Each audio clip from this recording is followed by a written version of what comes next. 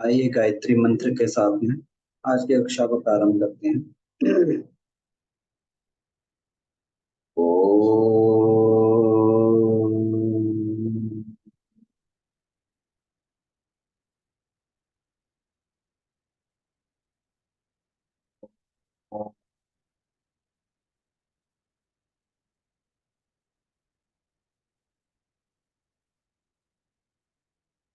ओम भुवः स्वः तत्सवितुर्वरेण्यं भर्गो देवस्य धीमहि धियो यो नः प्रचोदयात्।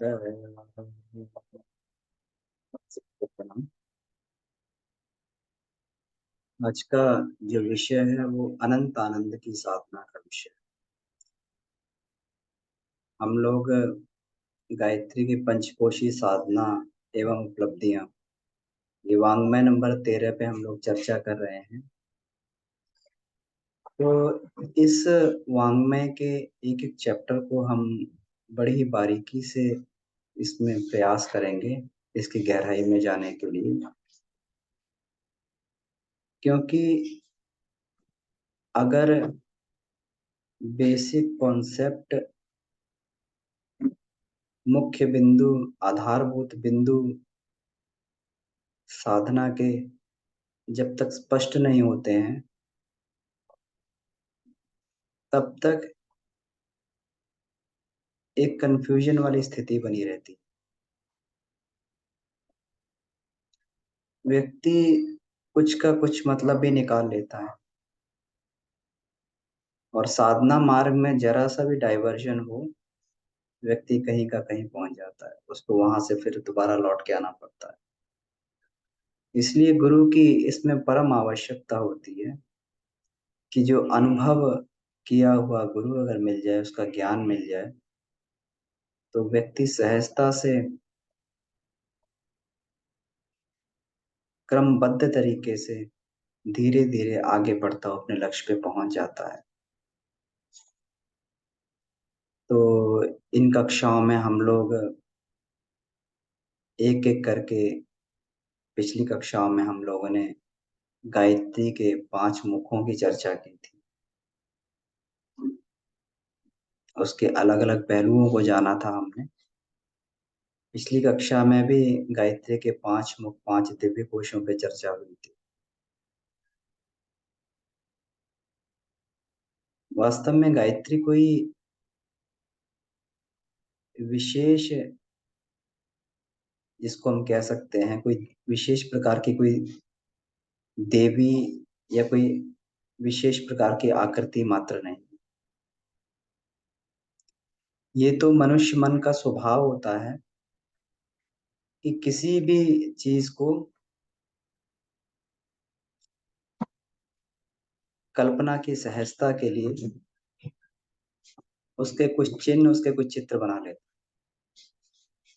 हम सभी लोग विज्ञान के छात्र रहे हैं, तो विज्ञान में हर एक जो इकाई है उसको नापने के लिए कुछ न कुछ सूत्र बने हुए हैं, कुछ उसके सिंबल्स बने हुए। स्मॉल जी ग्रेविटी का है, कैपिटल जी ग्रेविटेशनल फोर्स है, आई करंट का सिंबल है, वी वोल्टेज का सिंबल है, वी वेलोसिटी है। तो इस तरीके से अलग अलग जो है ये सिंबल बने हुए हैं। इससे क्या होता है, सहजता हो जाती है, थोड़ा कल्पना करने में सहजता हो जाती है। और किसी भी साधना में या कोई भी विद्या में प्रवेश करने के लिए कल्पना बहुत आवश्यक है। जब तक हमारी कल्पना सही नहीं होगी तब तक हमारे उस विषय में प्रगति नहीं हो सकती, क्योंकि कल्पना ही वो पहला द्वार है। जितने भी वैज्ञानिक हुए, ऋषि हुए, उन्होंने किसी विद्या का भी अन्वेषण किया तो एक कल्पना के आधार पर ही किया। वास्तव में कोई भी विद्या जो इसको जिस पर खोज चली कल्पना रूप में ही मानस पटल पर प्रकट होती है। और कल्पना के लिए सिंबॉलिक चित्रण बहुत जरूरी है, चिन्ह बहुत जरूरी है। जैसे गायत्री की भी पंचमुखी का भी, गायत्री का एक चिन्ह बना दिया गया। वास्तव में शरीर के अंदर जो प्राण दौड़ रहा है उसी की प्रतिमूर्ति है, ये प्राण ही गायत्री है।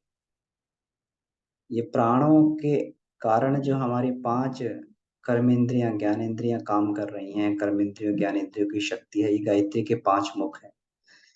इन्हीं को हम ऊर्ध्वागामी बनाकर उस अनंत आनंद की प्राप्ति कर सकते हैं जिसके लिए हमारा सृजन हुआ है।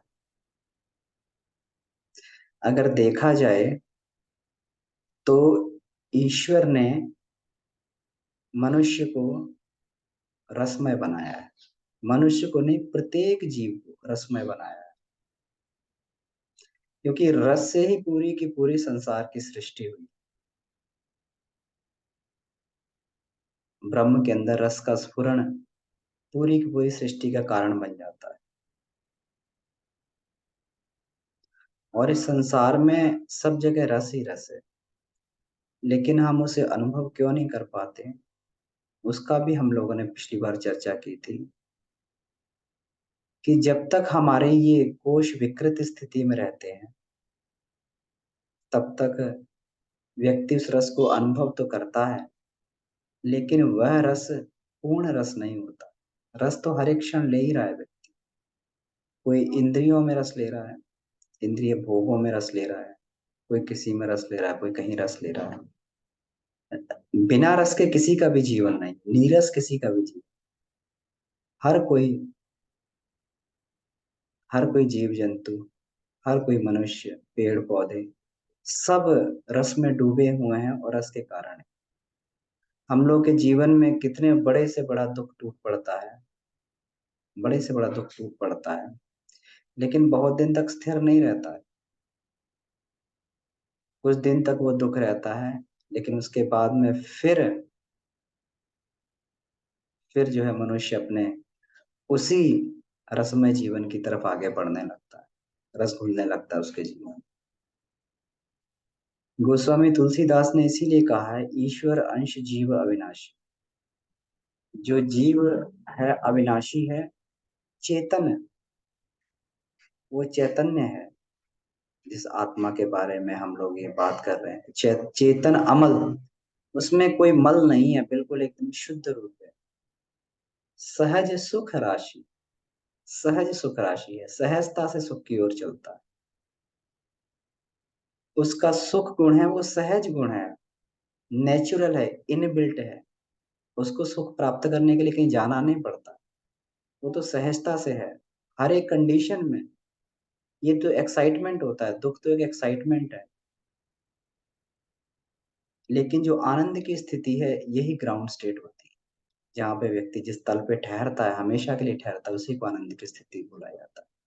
इंद्रिय सुख या दुख अगर होते हैं तो एक्साइटमेंट की स्थिति होती है, व्यक्ति एक्साइट हो जाता है थोड़ी देर के लिए, तो उसे कुछ अनुभूतियां हो जाती हैं, लेकिन जिस तल पर वो आकर ठहरता है वो आनंद का ही तल है, वो रस का ही तल है।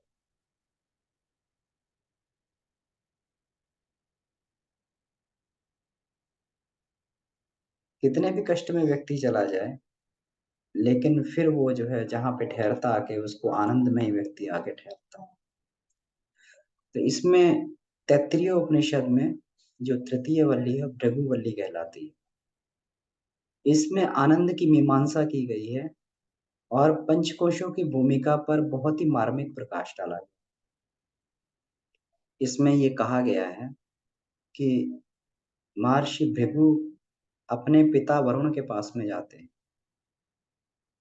और अपने पिता वरुण के पास में जाकर ये प्रार्थना करते हैं कि मुझे ब्रह्म ज्ञान की शिक्षा दीजिए, अधीय भगवतो ब्रह्म, मुझे ब्रह्म ज्ञान की शिक्षा दीजिए। तो वरुण उन्हें कोई लंबा चौड़ा उपदेश नहीं देते हैं। वरुण को मालूम है कि ब्रह्म, किसी को ब्रह्म का स्वरूप किसी को समझाया नहीं जा सकता है, ज्ञान नहीं दिया जा सकता, ये तो अनुभव जन्य है। व्यक्ति जानकारी तो प्राप्त करता है, लेकिन जब तक उसे अपने अनुभव में उतार नहीं लेता है तब तक उसे ब्रह्म की प्राप्ति नहीं होती, तब तक ब्रह्म का ज्ञान नहीं होता। क्योंकि भृगु को मालूम है कि ब्रह्म ज्ञान ही हमारा लक्ष्य है, आत्मज्ञान ही हमारा लक्ष्य है। तो वरुण से पूछते हैं, तो वरुण कहते हैं, यतो वा इमानि भूतानि जायन्ते येन जातानि जीवन्ति यत् प्रयन्त्य विसंविशन्ति तद् जिज्ञासस्व तद ब्रह्मोति। तुम उस ब्रह्म को जानने की इच्छा करो। अब इसमें देखिए कितना बढ़िया सूत्र उन्होंने पकड़ा दिया, सूत्र पकड़ा दिया कि तुम अगर ब्रह्म को जानना चाहते हो तो कहाँ से खोज करोगे? तुम वहां से खोज करो कि जिससे सब प्राणी उत्पन्न होकर जीवित रहते हैं और अंत में जिसमें विलीन हो जाते हैं। तुम उसी ब्रह्म की इच्छा करो। उन्होंने कोई लंबा चौड़ा नहीं बताया कि तुम ब्रह्मांड में ब्रह्म को यहाँ खोजो, वहां खोजो, इधर ढूंढो, उधर ढूंढो। उनका जीव में, उस प्राणी में ही तुम ब्रह्म की खोज करो जिससे सब उत्पन्न होते हैं। तो बेसिक सूत्र मिल गया कि जितने संसार में प्राणी हैं, जितने जीवित हैं, उसी में ब्रह्म का सूत्र कहीं ना कहीं व्याप्त है। ब्रह्म उसी में कहीं ना कहीं छुपा हुआ है। तो उस ब्रह्म के लिए वरुण ने एक सूत्र दे दिया। गुरु यही करता है, एक सूत्र दे देता है। ये सूत्र है। आइंस्टाइन ने एक सूत्र दे दिया, फॉर्मूला दे दिया था, थियोरी ऑफ रिलेटिविटी का फॉर्मूला दे दिया कि एक स्थिति में जाकर द्रव्यमान भी ऊर्जा में बदल जाता। यही उसकी पास्ट वाली अवस्था है, यही उसका भूतकाल है। जब कोई भी चीज स्पीड ऑफ लाइट के साथ में ट्रेवल करती है तो फिर अपनी वो पूर्वत अवस्था में बदलने लगती है। एक सूत्र दे दिया था, सूत्र पकड़ा दिया। इसी का उपयोग करके लोगों ने बम भी बना दिया, न्यूक्लियर रिएक्टर भी बना दी। तो ये सूत्र दे दिया कि तुम वहां खोज करो।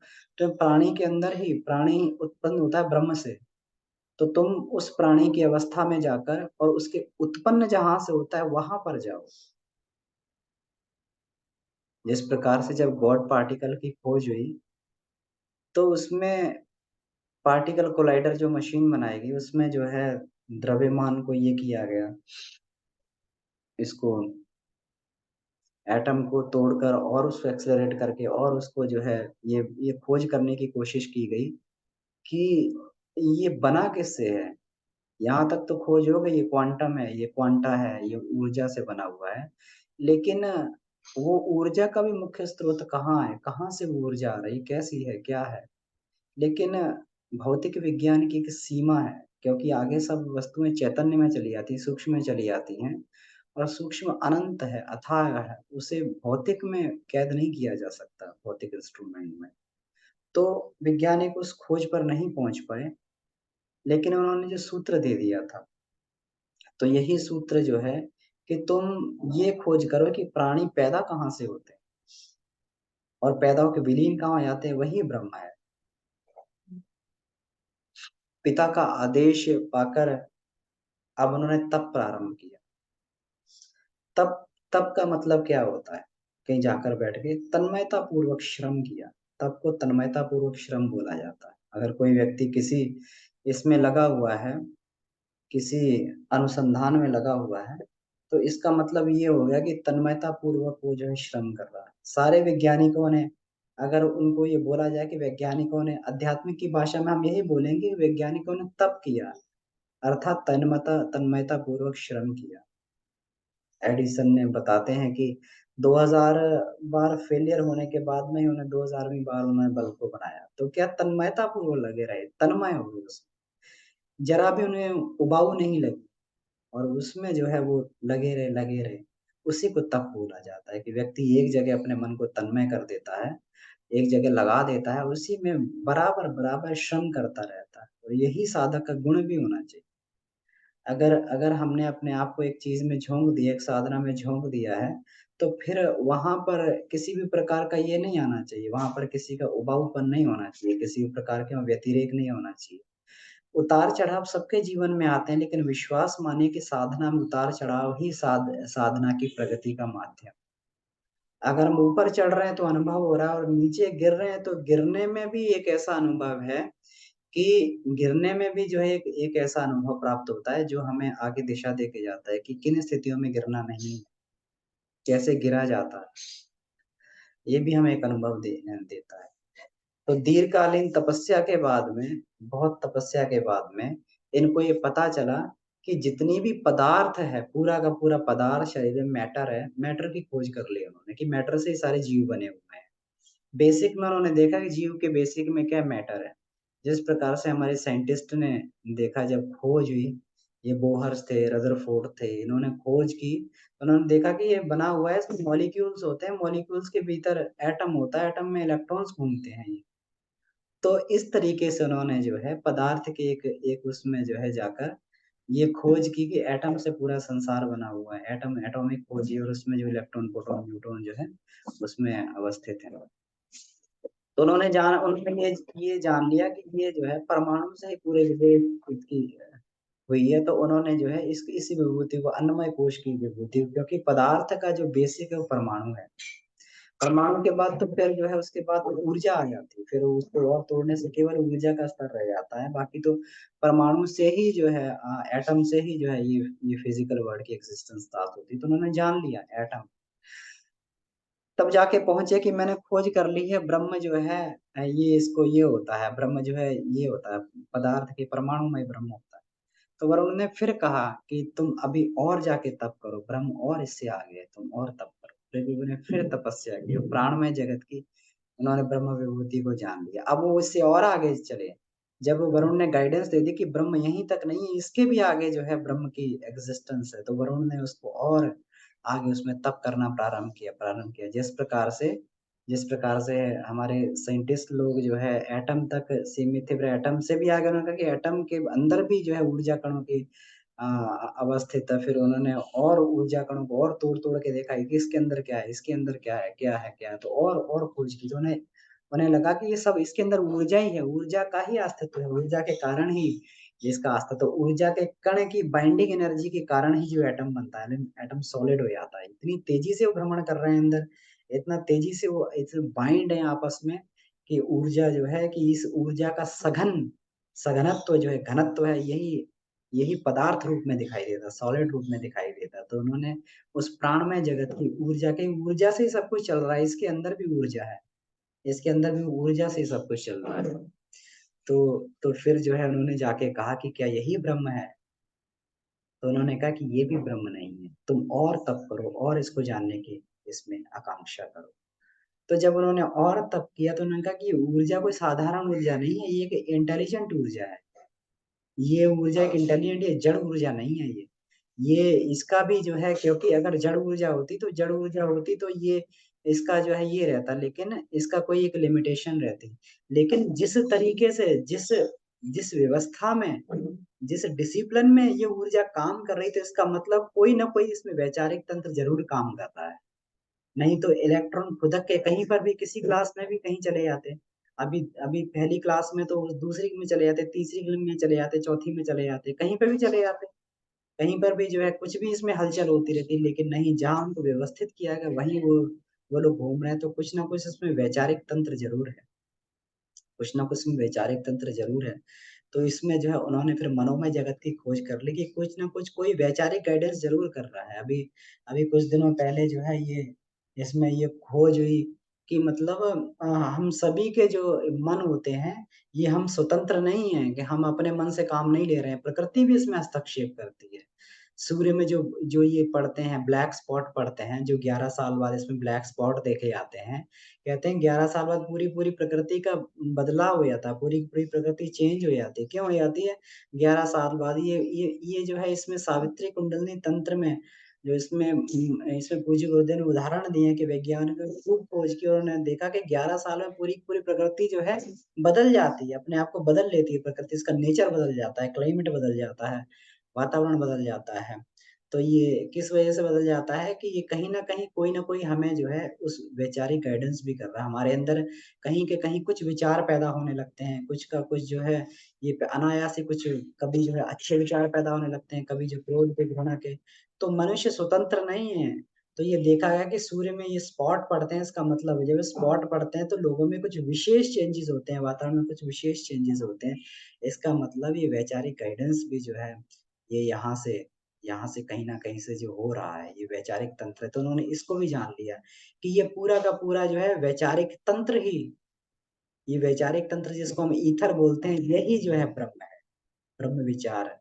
तो उन्होंने कहा नहीं अभी तुम्हारी खोज पूरी नहीं हुई। उन्होंने कहा भृगु को तुम फिर तप करो, तुम अभी भी ब्रह्म को नहीं जान पाए, तो अभी तप करो। तो उन्होंने फिर जो है तप करना प्रारंभ किया। तो उन्होंने कहा नहीं ये विचार भी कहीं न कहीं जो है, इनकी भी ये विचार भी लिमिटेशन है, विचार की लिमिटेशन होती है। लेकिन इसके आगे आगे भी कोई इसमें जो है एक जगत है जिसको विज्ञान में भावनात्मक जगत बोलते हैं, जिसको जिसको जो है श्रद्धा का, इच्छा का, भावना का केंद्र बोला जाता है, ये भावनात्मक जगत है।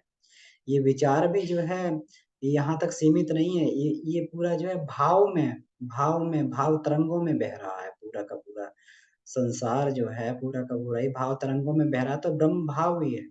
लेकिन ब्रह्म तो भावातीत है, ब्रह्मानंदम परम सुखदम केवलम ज्ञान मूर्ति, वो कैवल्य है, ज्ञान मूर्ति, द्वंद्वातीतम गगन सदृशम तत्वमस्यादि लक्ष्यम, एकम नित्यम विमल अचलम सर्वदी साक्षी भूतम भावातीतम, वो भाव से व्यतीत है, वो भाव की पकड़ में भी नहीं। भाव है तो सही, लेकिन ब्रह्म भाव भी नहीं, वो भाव से भी अतीत है। जब उन्होंने इन्होंने देखा कि ब्रह्मी ने देखा कि हाँ भाव जो हमारे ये भाव है, तो भाव ही भगवान है। हम लोग कहते हैं ना कि भगवान कुछ नहीं भाव है, भाव ही भगवान है, लेकिन भगवान भाव भी नहीं है। अगर भगवान भाव रहते तो एक भाव में स्थिर हो जाते, लेकिन भगवान हर भाव में मिलते हैं, भगवान हर भाव में मिलते हैं, भगवान इसमें भी मिलते हैं। रावण को भी भगवान प्राप्त हुए, उन्होंने रावण ने एक क्रोध की भावना से, एक नफरत की भावना से, द्वेष की भावना से भगवान को प्राप्त कर लिया। और इन्होंने जो है ये राम ने प्रेम से जो है, और ये इनसे शबरी ने प्रेम से भगवान को प्राप्त किया। तो भगवान जो है भाव से भी परे हैं, वो किसी एक भाव में प्रतिष्ठित नहीं है। किसी भाव से भगवान को प्राप्त किया जा सकता है, तो भाव में भी बंधे नहीं, भाव से भी अतीत है, वो हर एक प्रकार के। तो ब्रह्म यहाँ पे भी नहीं। तो फिर प्रभु ने जो है, फिर उन्होंने वरुण ने कहा कि तुम फिर जाओ और उपासना करो, तब करो। तब जाके जो है भृगु ने जाना कि भाव से भी परे एक जगत है। भाव किससे डिराइव हो रहे हैं हमारे अंदर, हमारे अंदर भाव क्यों पैदा हो रहा है? हमारे अंदर भाव इसलिए पैदा हो रहा है कि इस संसार में हमारी आसक्ति है, हमारे अंदर कहीं ना कोई रस की भावना है, कहीं ना कोई रस है जिसके कारण हमारे अंदर भाव पैदा हो। जो जो ये होते हैं योगी लोग होते हैं, उनके अंदर योग का रस होता है, तो यौगिक भावनाएं पैदा होती हैं। जो संसार में जो है ये हैं जो निकृष्ट जीव हैं, तो उनके अंदर अलग प्रकार की भावना है, तो उन्हें अलग प्रकार का जो है अलग प्रकार के रस की भावना है, तो उन्हें उस प्रकार का भाव उनके मन में आता है। सुअर को कीचड़ में लौटने को आनंद आता है, तो इसमें हंस को जो है क्षीर सागर में आनंद आता है। तो हर एक के एक अपने अपने रसानुभूति है जिसके कारण उसके अंदर भाव पैदा होता है। तो ये सभी का जो है जो ये होता है रस का होता है। इसीलिए इसमें जब ये बोला गया है इसमें बताते हैं, पतंजलि महर्षि बताते हैं कि जब तक रसानुभूति रहती है तब तक व्यक्ति कैवल्य को प्राप्त नहीं करता है। ये रसानुभूति जो है, ये जो गुण रहते हैं, अलग अलग गुण रहते हैं। किसी को रजोगुण का रस पसंद होता है, किसी को तमोगुणी रस पसंद होता है, किसी को सतोगुणी रस पसंद होता है। जब ये समाधि अवस्था में जाकर जब सतोगुणी रस रह जाता है तो व्यक्ति समाधि अवस्था में पहुंच जाता है। और समाधि अवस्था में जाके जब उससे जब उसको ये ब्रह्म से एकाकार होता है, तब उसका सतोगुणी रस भी खत्म हो जाता है वहां पर। इसी को जो है विज्ञान में कोश की साधना बोलते हैं। तमोगुणी, रजोगुणी, सतोगुणी ग्रंथियों का भेदन, जो अभी कक्षा हुई थी पीछे, इन इसी को ग्रंथि भेदन बोला जाता है। सतोगुणी रस भी खत्म हो जाता है। जब रस खत्म हो जाता है तब उसके जाके आगे जाके कैवल्य आता है, तभी जो है आनंदम, ये आनंद की विभूति आती, तब वो रस के आवरण में, तब उसको पता लगता है कि मैं कौन से रसों से बंधा हुआ। विज्ञान में कोश को भी पार करके व्यक्ति को पता लगता है, जीव को पता लगता है कि मैं किन रसों से बंधा हुआ हूँ। तो उस रस को जाके भी, रस के आवरण को भी पार कर जाता है, जहाँ पे आपती रस और व्याप्ति रस होते हैं। आपती किरणों से व्याप्ति, किसी को जो है यहाँ से रस मिल रहा है, जो है पंच अपना पंचभूतों से रस मिल रहा है, तो किसी को जो है ये चैतन्य रस प्राप्त हो रहा है, तो ये सारे रसों को पार करके भी जब उस रस का भी आवरण पार कर देता है, तब जाके आत्मा जो है स्वतंत्र होता है, तब उसको कैवल्य की प्राप्ति होती है, तब वहां पर जाके विलीन हो जाता है जहां से उसकी यात्रा प्रारंभ हुई थी। तो उन्होंने कहा कि ब्रह्म जो है, जिस ब्रह्म की हम अनुभूति कर सकते हैं, ये ब्रह्म रसमय ही है, क्योंकि रसों से पार फिर ब्रह्म की अनुभूति भी खत्म हो जाती है, क्योंकि वहां कुछ फील करने के लिए बचा ही नहीं। कैवल्य में तो कुछ फील करने के लिए बचता ही नहीं, वो तो केवल पद रहता है। लेकिन रस तक ही केवल ब्रह्म को जाना जा सकता है। तो भृगु ने उस अंतिम ब्रह्म के सत्य को जाना कि ब्रह्म रसमय है, जिसको हम ये कहते हैं कि एको अहम बहुश्याम। जो जो ईश्वर, जो ब्रह्म निर्विकार है, निर्विकल्प है, उसके अंदर इच्छा कैसे पैदा हो गई, उसके अंदर जो है ये भाव कैसे पैदा हुआ, उसके अंदर ये भाव पैदा हुआ, ब्रह्म की भी इच्छा है ब्रह्म के अंदर, क्योंकि ब्रह्म चैतन्य है, और चैतन्य जो प्राणी रहता है, जो चैतन्य रहता है, उसके अंदर संकल्प, भाव, रस सब पैदा होता है, इच्छा सब पैदा होती है। इच्छा संकल्प की स्फुरण है। जब ब्रह्म के अंदर ये इच्छा पैदा हुई, रसानुभूति की इच्छा पैदा हुई, तो रस रूपी ब्रह्म से पूरे की पूरी सृष्टि हो गई। तो इसीलिए जो है ब्रह्म भी इच्छा करता है, जहाँ ब्रह्म भी संकल्पों को करते हैं, ब्रह्म की भी एक इच्छा होती है, रस लेने की इच्छा होती है, तो इस रसों में ही सृष्टि पैदा हो जाती है। और इसकी रस की सृष्टि तक ही, रस तक ही केवल ब्रह्म को जाना जा सकता है, उसके बाद ब्रह्म भी को जाना नहीं जा सकता कि ब्रह्म का क्या है। जीव की यहीं तक ही रहती है। तो फिर यहीं तक जो है भृगु ने अपने इसको जाना कि ये पूरा का पूरा संसार आनंद की विभूति से, रस से बना हुआ है, तो ये पूरा का पूरा ब्रह्म आनंदमय है। फिर जो है भृगु की वापसी नहीं हुई। उन्होंने जाके फिर अपने इस ज्ञान को सुनाया कि आनंदमय जगत की अंतिम सीढ़ी पर पहुंचने से किस प्रकार का पूर्ण ज्ञान प्राप्त होता है। तो ये जो है तैत्तिरीय उपनिषद की तीसरी वल्ली में 5वें मंत्र में इसका जो है ये वर्णन किया गया है।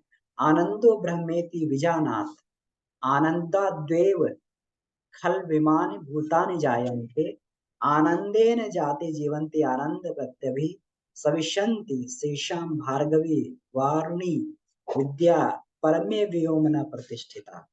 तो जिसको वो कह रहे थे कि ये जो है जीव पदार्थ से पैदा होता है, जीव प्राण से पैदा होता है, जीव मन से पैदा होता है, ये सब को खंडित करके वो कहा कि आनंद ही ब्रह्म है, और आनंद से ही सब प्राणी उत्पन्न होते हैं, और अंत में आनंद से ही जीवित रहते हैं, और आनंद में ही विलीन हो जाते हैं। इसी को जो है उपनिषदकार ने उपरोक्त में ब्रह्मानंद, परमानंद, आत्मानंद में ही ब्रह्म ज्ञान का अंतिम लक्ष्य बताया है कि जब व्यक्ति उस खंडानंद से, अभी हम लोग खंड खंड में आनंद को प्राप्त करते हैं। मतलब खंड खंड में कैसे प्राप्त करते हैं कि अगर हमने जिस कोष में हम हैं, अब ये भी रहता है कि जिस कोष में जो व्यक्ति होता है, उसी प्रकार की आनंद की अनुभूति उसे होती है। जब व्यक्ति अन्नमय कोश में रहता है, तो उसे स्थूल जगत में, पंच तत्व में जो है ये, इसमें स्थूल जगत में उसके आनंद का पर्याय जो है इसी तरीके से रहता है। वो अपना मूल्यांकन उसका इसी तरीके से होता है। उसका गोरा, काला, लंबा, छोटा जो है, वहीं तक उसकी बुद्धि, जब वो उसका मूल्यांकन करता है जीव का, तो इसी भाव से उसका मूल्यांकन करता है। लेकिन जब और आगे पहुंचता है, तो तो फिर जो है जब प्राणमय कोश में पहुंचता है, तो उसका मूल्यांकन जो है प्रतिभा के बल पे होने लगता है कि ये व्यक्ति कितना प्रतिभाशाली है। प्राण का मतलब प्रतिभा, तो प्रतिभा से उसका मूल्यांकन करने लगता है। जब वो आगे इसमें और आगे पहुंचता है, तो उसके उसके बल पर जो है उसके वैचारिक स्तर से उसका जो है उसका मूल्यांकन करने लगता है कि चोर है, डाकू है, डकैत है, किस प्रकार का जो है। इस प्रकार से आगे उसका भावनात्मक रूप से उसका मूल्यांकन करने लगता है। और इस विज्ञानमय कोश में जाकर उसको ये पता लगता है कि ये जो है जीव कुछ और नहीं, आत्मा है। तो विज्ञानमय कोश में आत्मा की अनुभूति उसको होने लगती है। तो जैसे-जैसे जिन-जिन कोशों को पार करता है, वैसे-वैसे ब्रह्म के नज़दीक होता हुआ चला जाता है, और अंत में उसको ये फ़ील होता है कि ब्रह्म कुछ नहीं, आत्मा है। तो यहाँ पे इसमें ये बताया गया है कि ये फिर किस लिए है? केवल मानुषी आनंद तक सीमित रह जाए, या फिर उसके अंतिम लक्ष्य ब्रह्मानंद तक उसको प्राप्त करे, ब्रह्म के सही स्वरूप को जानकर उस जो है अखंडानंद को प्राप्त करें, जो खंडानंद हमें मिल रहा था। कोई चीज़ हम खाते हैं, तो खाने तक जब तक जीभ तक रहती है, तब तक उसका स्वाद रहता है, लेकिन फिर जब उसका पेट में चली जाती है, तो एक एक एक स्थिति बाद में, अभी हमें भूख लगी हुई है तो कोई हमें गुलाब जामुन देता है या कोई हमें हमारे मनपसंद की चीज देता है, तो हमें एक स्टेज तक ही उसमें रस आता है, लेकिन उसके बाद में अगर कोई कहे तो उसमें खाकर भाई साहब और मत दीजिए, उल्टी हो जाएगी हमें। क्यों हो जाएगी? उसमें रस खत्म हो गया है। उसका कोई भी चीज एक स्टेज तक ही रस देती है। कोई कपड़ा होता है, हम ले आते हैं तो कुछ दिन तक ही हमें अच्छा लगता है, उसके बाद में उसमें भी रस खत्म हो जाता है। तो ये पंच तत्वों का ये एक जो ये है भौतिक वस्तु में एक तक, ये खंडानंद है, खंड खंड में आनंद है। कभी हम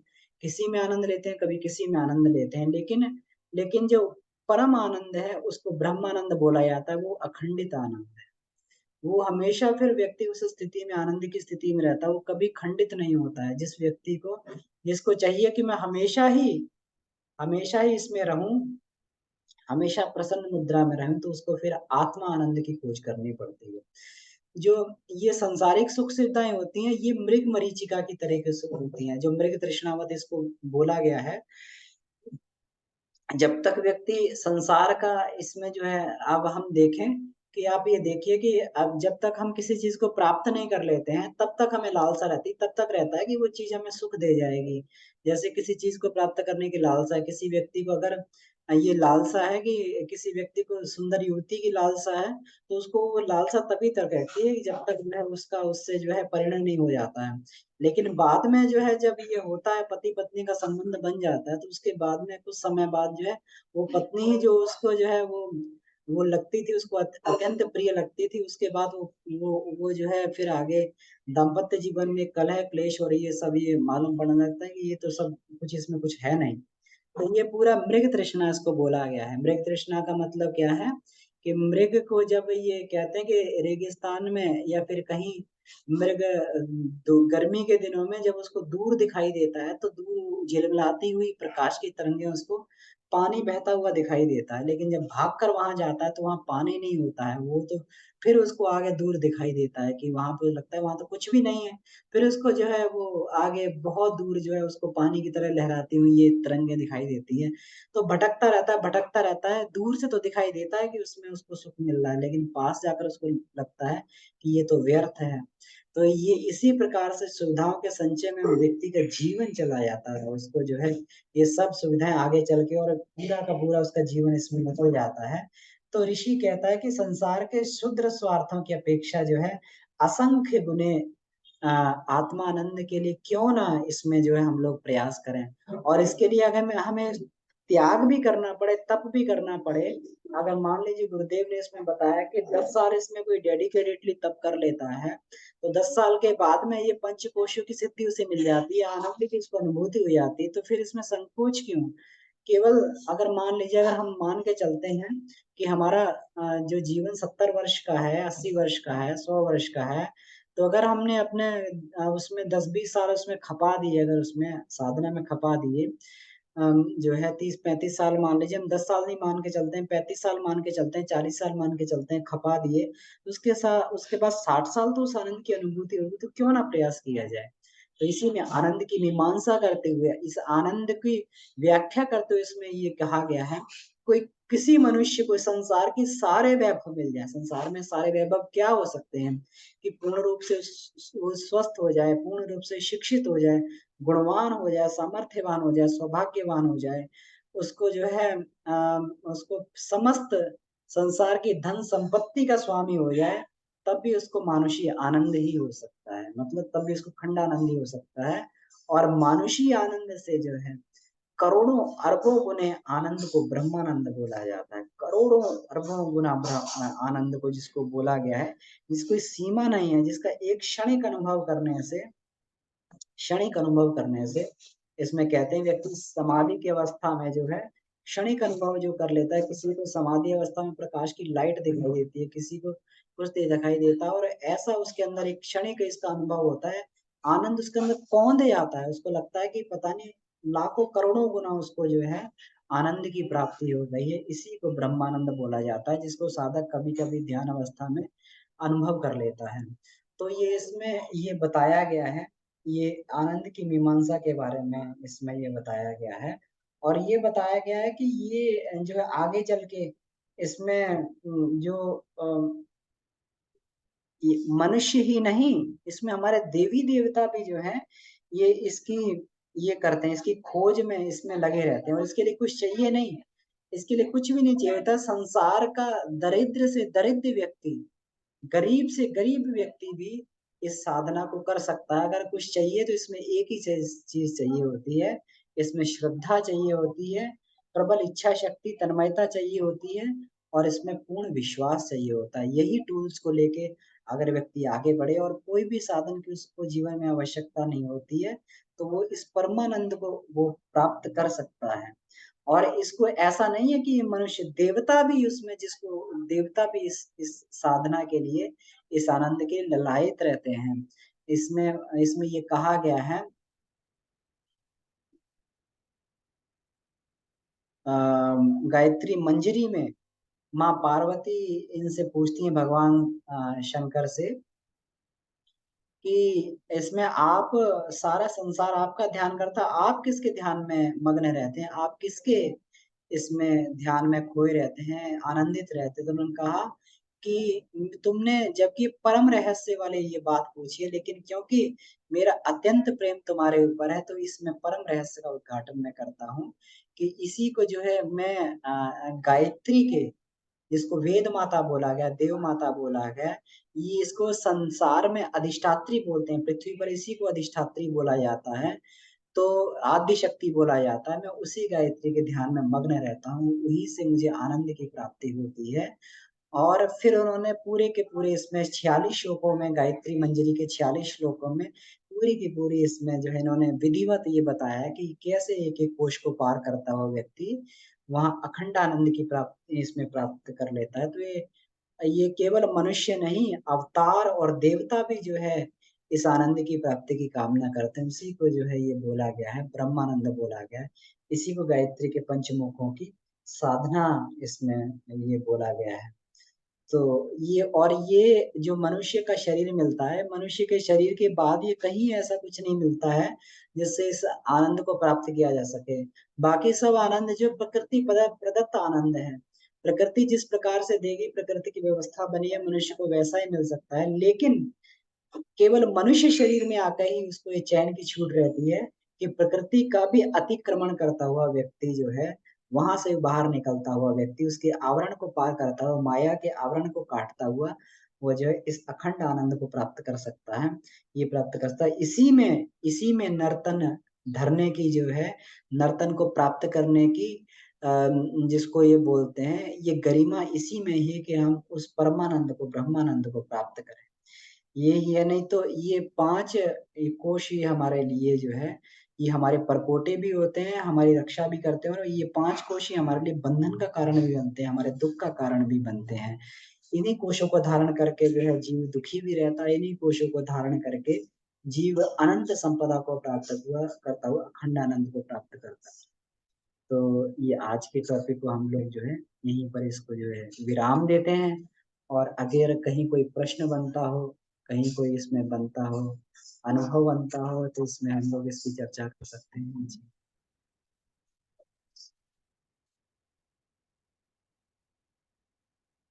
कुछ इसमें कोई प्रश्न बनता हो या अपना अनुभव बताना चाहते हो, तो इसकी चर्चा की जा सकती है। सभी यहाँ पर सीनियर साधक हैं और बहुत समय से सभी लोग साधना कर रहे हैं, तो इसमें अपनी अपनी साधना का अनुभव जरूर बताएं सभी लोग। या फिर इसमें कोई इसमें कंफ्यूजन या डाउट प्रश्न बनता हो, तो उस पर भी हम लोग चर्चा कर सकते हैं।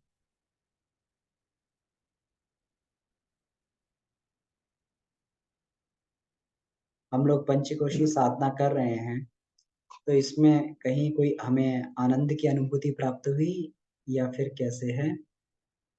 अच्छा, ये वंदना दीदी कह रही हैं आई कैन नॉट अनम्यूट, इसमें ये करता हूँ। हाँ दीदी, आप अपने आप को अनम्यूट करके देखिए अब। वंदना हाँ जी, दीदी, हो गया। प्रणाम भैया। दे प्रणाम। बहुत समय बाद मैंने आज क्लास अटेंड की है, बहुत आनंद आया भैया। बस बीच में रूटीन सारा छूट ही गया था। जी दीदी। साधना तो मेरी वैसे की वैसी है, कई साल पुरानी, कोई आगे उन्नति नहीं है, रेगुलर वही है जाप और वो सब। उसमें तो मेरा भैया कोई नहीं है कुछ भी क्वेश्चन। बस एक छोटा सा ये क्वेश्चन था जो अभी आपने कहा ना कि क्या कहते हैं, शिव जी भगवान से जब माता पार्वती ने पूछा कि आप किसका ध्यान करते हैं, तो ये रामायण में मुझे याद है भैया, हम रामायण देखते थे टीवी सीरियल में, तो उसमें वो ये बताते हैं कि वो राम का ध्यान करते हैं शिव जी, और राम शिव जी का करते हैं। तो कहीं पे भी गायत्री माता का नहीं दिखाया गया था, आई डोंट नो, मतलब मुझे जहाँ याद आ रहा है बचपन में माइंड में भी यही बैठा हुआ था कि शिव जी राम भगवान को जपते हैं और राम भगवान शिव जी को जपते हैं, ऐसा।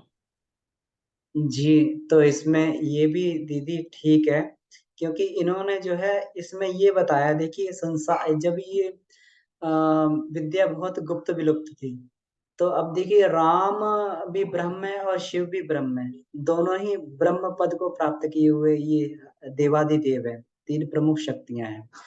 तब राम को भजने का मतलब ये हो गया कि वो जो है ब्रह्म में ही लीन रहते हैं, है ना?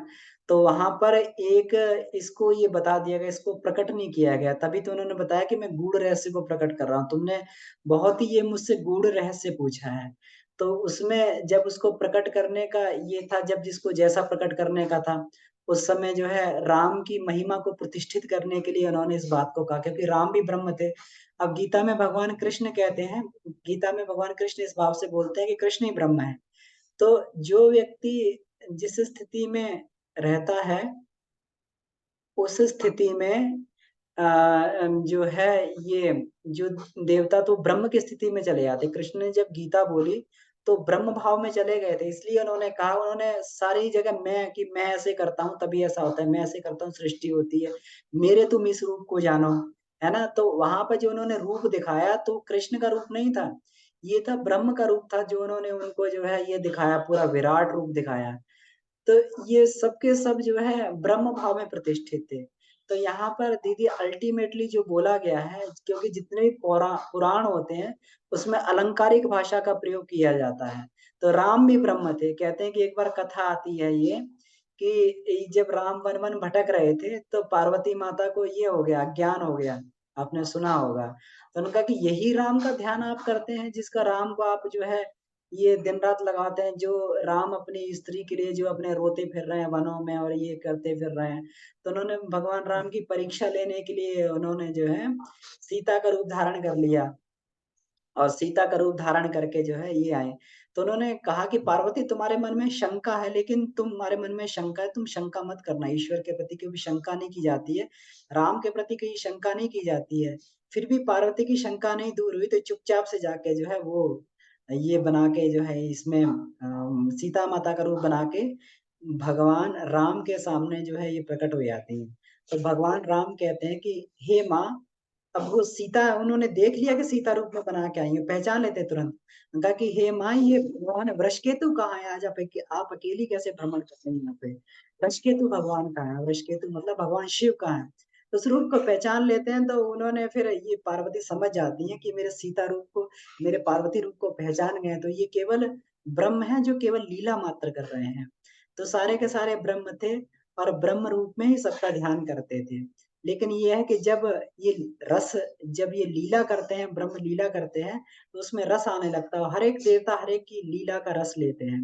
वो ब्रह्म जो है शिव भाव में उपस्थित होकर लीला कर रहे हैं, तो वो उनका जो है जिस प्रकार से हम पिक्चर देख के और नाटक देख के हमें जो ये रस आता है, उसी प्रकार से हम लोग जो है रस लेते हैं, उसी प्रकार से जो लीला देख के वो सब रस लेते रहते हैं, लेकिन ध्यान उसी ब्रह्म का करते हैं। और अल्टीमेटली गायत्री ही ब्रह्म है, इसीलिए उन्होंने कहा कि मैं एक बहुत ही महत्वपूर्ण रहस्य का उद्घाटन करता हूँ, ये गुप्त विलुप्त विद्या है, इसको हर कभी भी जो है इसका रहस्य उद्घाटन नहीं किया जाता है, लेकिन इस उसमें जो है परम पूज्य गुरुदेव के माध्यम से इसका रहस्य उद्घाटन किया गया, क्योंकि इस समय में मनुष्य का स्तर इतना गिर चुका है कि बिना गायत्री महाविद्या के कोई और विद्या उसको जो है पतन से नहीं उबार सकती। अगर उसको देव मानव बनाना है तो वही विद्या उसको उबार सकती है। जी दीदी, कुछ दीदी क्लियर हुआ होगा? हाँ जी भैया, बहुत अच्छे से आपने समझाया, थैंक यू। जी, धन्यवाद दीदी। इसमें कुछ चैट में कुछ देखते हैं।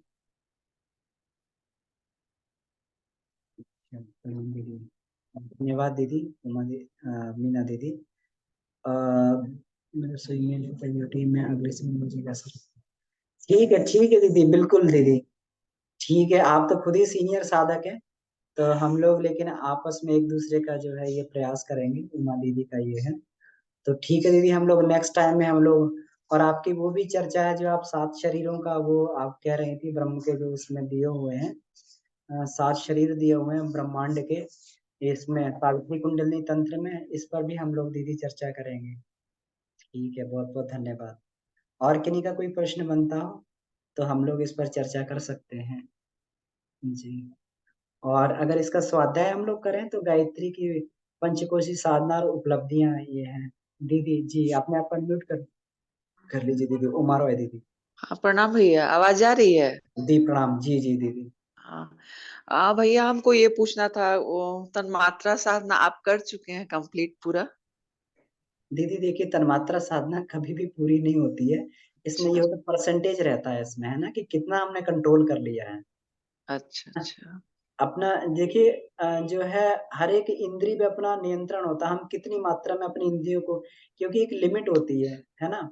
तो हम्म 100% जब हम कंट्रोल कर लेंगे फिर तो हम पूरा का पूरा ये पार कर जाएंगे, पूरा पूरा जो है ना। हम्म तो पूर्ण तो कोई भी नहीं होता, पूर्ण तो वहीं पे जाके कवल्य की स्थिति में पूर्ण करते हैं। लेकिन हाँ, जी उतना जैसे हम कहते हैं ना कि हमारा जो कोर्स जो है इतना है, लेकिन हम इतने यूनिट तैयार कर लेंगे, इतने क्वेश्चन तैयार कर लेंगे तो हम पास हो जाएंगे, या हम फर्स्ट डिवीजन आ जाएगी, या हमारे ये हो जाएगी। तो इस तरीके से दीदी रहता है कि मतलब हमने स्पर्श की तन्मात्रा कर ली, तो कितने लेवल तक हम इसको कर सकते हैं, कितने लेवल तक हम इसको सहन कर सकते हैं, स्पर्श तन्मात्रा को कितनी अच्छा। तन्मात्रा को ये सहन कर सकते हैं, रस को कितना सहन कर सकते हैं। जी दीदी। हम्म शब्द तन्मात्रा भैया लगता है सबसे ज्यादा मतलब कठिन है। शब्द तन्मात्रा क्यों? में आप यही कह रहे होंगे ना दीदी, किसी के शब्दों को किस प्रकार पचाया जाए, इसी को आप कह रहे हाँ होंगे। हाँ जी भैया। तो ये इसलिए कठिन पड़ती है क्योंकि हम लोग जो है ना, हमारा एक्चुअल में शब्द इसमें डिफॉल्टर नहीं है। हमारा जो है, हमें शब्द तभी प्रताड़ित करता है जब हमारा ये ईगो पे हर्ट होता है, हमारे अहम जब चोटिल होता है, अहम को चोटिल करता है, यही तो है ना दीदी, कि हमारा ईगो हर्ट अच्छा। हो जाता है शब्द से।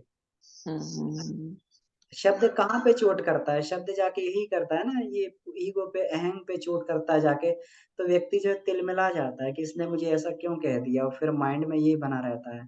तो हम्म ये जो है शब्द तन्मात्रा जो है मनोमय कोश से नहीं, जब ये अपन आगे जाएंगे विज्ञानमय कोश में, जब अहंकार का परिमार्जन हो जाएगा, है ना, जब अहंकार का अच्छा। परिमार्जन हो जाएगा तो हम उस हम्म स्थिति में आ जाते हैं। फिर जब हमें आत्मा दिखाई देने लगती है, आत्मा पे ओढ़ा हुआ आवरण दिखाई देने लगता है, तो फिर हमें लगता है कि ये जो कोई भी व्यक्ति ये कह रहा है, तो ये वास्तव में ये अपने मूल स्वरूप से नहीं कह रहा है, ये इसके ऊपर अज्ञान का लबादा चढ़ा हुआ है।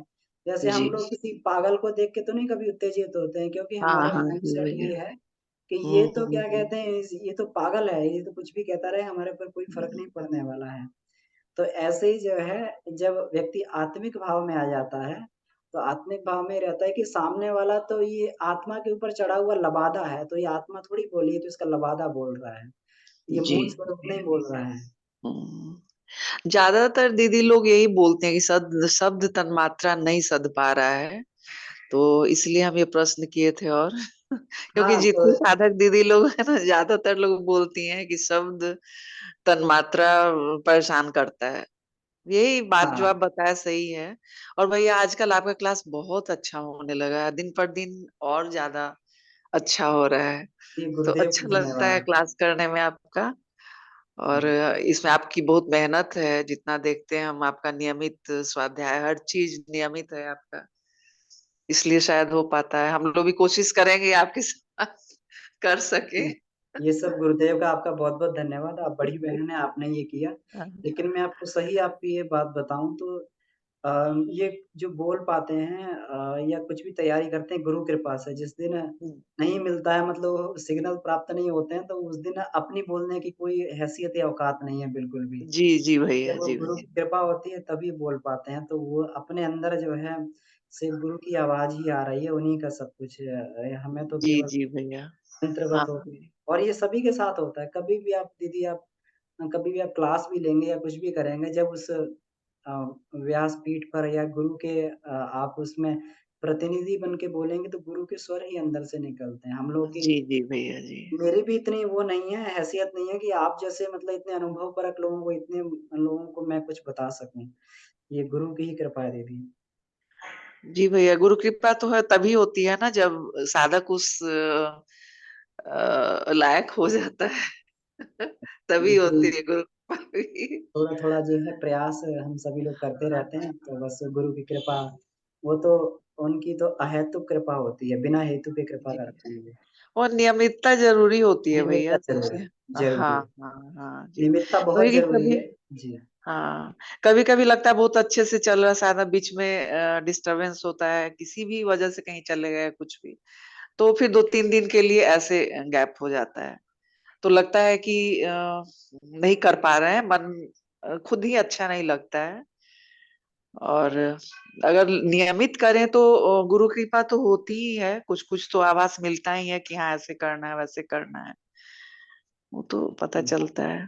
बस थोड़ी-थोड़ा प्रैक्टिस करके ही नियमितता में आने लगता है दीदी इसमें जी जी जी। कि हाँ वही हम देखे, नियमितता बहुत जरूरी है। हाँ, तो हाँ इसमें जैसे और चीज़ों की तरीके से जैसे हम लोग कहीं पे भी जाते हैं, तो जैसे हम लोग और हमारे नित्य क्रम के रूटीन हमारे बंधे रहते हैं साथ में, उसी प्रकार से हाँ धीरे-धीरे जब स्वाध्याय में भी हमारा नित्य क्रम में आ जाता है, तो हाँ फिर सहजता आ जाती है उसमें, फिर कोई दिक्कत जी नहीं। जी जी, और हो जी जाएगा, भैया। दिक्कत हाँ नहीं है। जी, बहुत बहुत जी, धन्यवाद भैया। जी जी दीदी, बहुत-बहुत धन्यवाद। हम बहुत प्रणाम आपको सभी को जो है वरिष्ठ साधक हैं आप सब लोग, सभी को बहुत-बहुत प्रणाम। हाँ आपके हाँ, माध्यम से आपको हम भी बहुत प्रणाम कुछ, भैया। जी, बहुत कुछ सीखते जा रहे हैं आपके हम सभी के माध्यम से। इसी प्रकार से हम सभी लोग गुरु कृपा से आगे बढ़ते रहेंगे, एक-दूसरे से प्रेरणा पाकर, ऐसी हार्दिक प्रार्थना है गुरुदेव से। आप सभी को बहुत-बहुत धन्यवाद। शांति पाठ करते हैं इसी साथ में। जी प्रणाम भैया। जी, परम पूज्य गुरुदेव, वंदनीय माताजी, सभी ऋषि सत्ताओं को जी, बिल्कुल नमन करते हुए ओम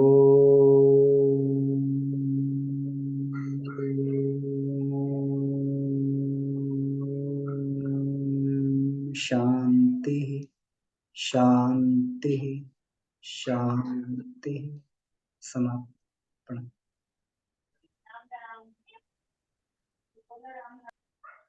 जी दी प्रणाम, राम राम। जी प्रणाम भैया।